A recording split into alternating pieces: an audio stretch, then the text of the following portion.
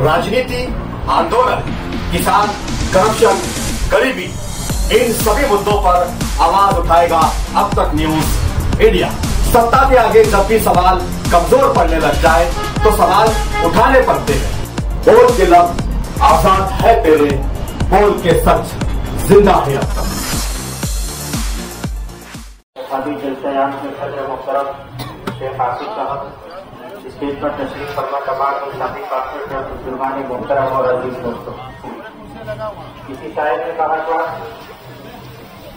ये दुरंगी सियासत नहीं चाहती, हम में तुम में मोहब्बत नहीं चाहती, आप और हम दोनों मिलकर रहे, बस यही तो हुकूमत नहीं चाहती।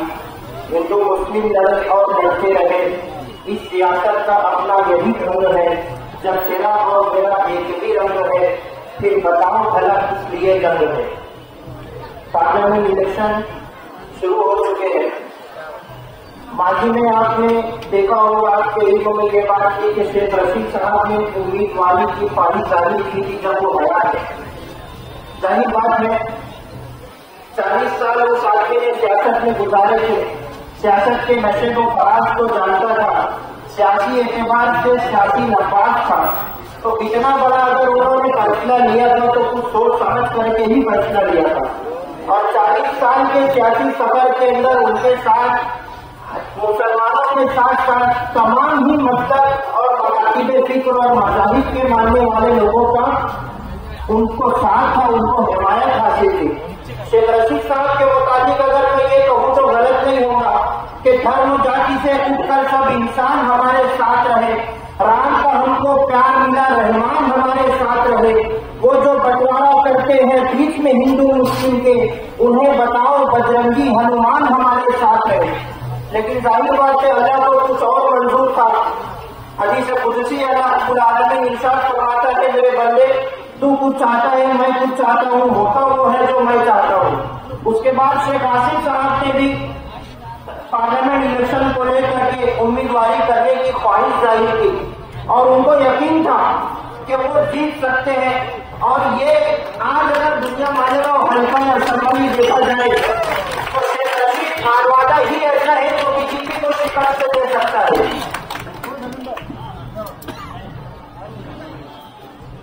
शेख आसिफ साहब को इस बात का यकीन था कि वो जीत सकते हैं। जाहिर बात है दोनों तरफ सूरज तराजू में नहीं होता, तेरा साया मेरे साये के पहलू में नहीं होता, सहारा हो न हो मैं नाव ले जाऊंगा साहिल तक, होना मन्ना में होता है चप्पू में नहीं होता। उसके बाद आपने देखा कि मौलाना उमैन साहब ने भी उम्मीदवारी की ख्वाहिश जाहिर की। जाहिर बात है सियासत में कोई भी आ सकता है और मैं आपको ये बात बताना चाहता हूँ, बहुत जरूरी समझता हूँ बताना कि अल्लाह ने हमें जो दीन अता किया है वो कामिल मुकम्मल दीन है। कुरान करीम के अंदर अल्लाह रब्बुल आलमीन ने इरशाद फरमाया, अल-यौमा अकमलतु लकुम दीनकुम व अतममतु अलैकुम निअमती व रज़ीतु लकुमुल इस्लाम दीना।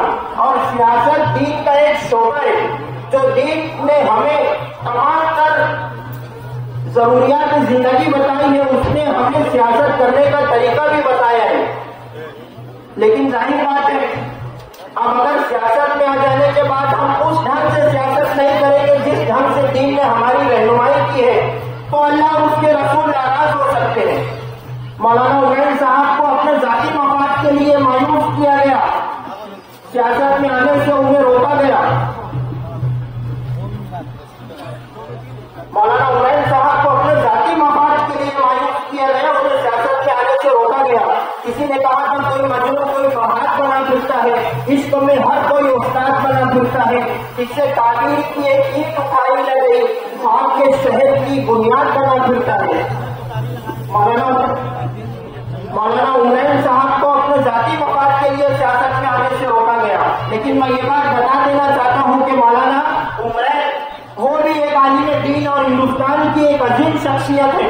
मौलाना उमैन ने भी मंतिक पढ़ी है। अगर कुछ लोग ये सोचते हैं कि हम हमारे मिशन के अंदर कामयाब हो गए तो उनको ये बात समझ लेनी चाहिए कि तुम्हारी कश्ती को पार लेकर फकत तुम्हारा हुनर गया है, नए खवैये कहीं न समझे नदी का पानी उतर गया है। आज हमें मुल्क के संविधान को बचाना है, हमारे सियासी इख्तिलाफात को बालाए ताक रख करके आज हमारे मुल्क के संविधान को हमें बचाना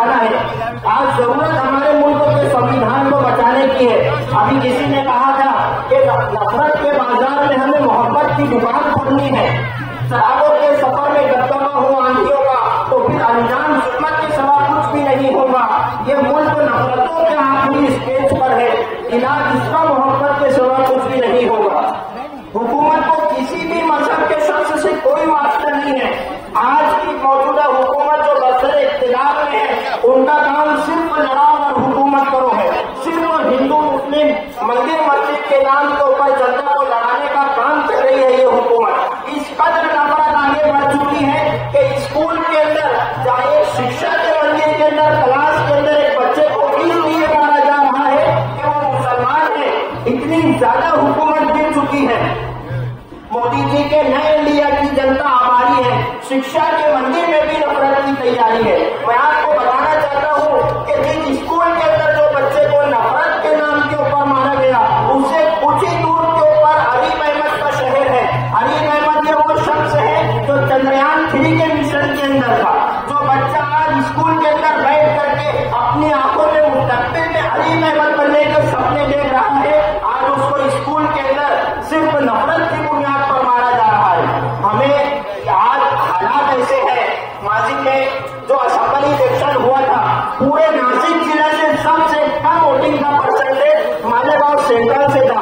इस मरतबा हमें कोशिश करनी चाहिए कि ऐसा ना हो। मालेगांव सेंट्रल के अंदर ज्यादा से ज्यादा वोटिंग हम करें, हमारे घर की औरतों के साथ, हमारे फैमिली के साथ, सुबह के वलीद साथों में जाकर के हम ज्यादा से ज्यादा वोटिंग करें।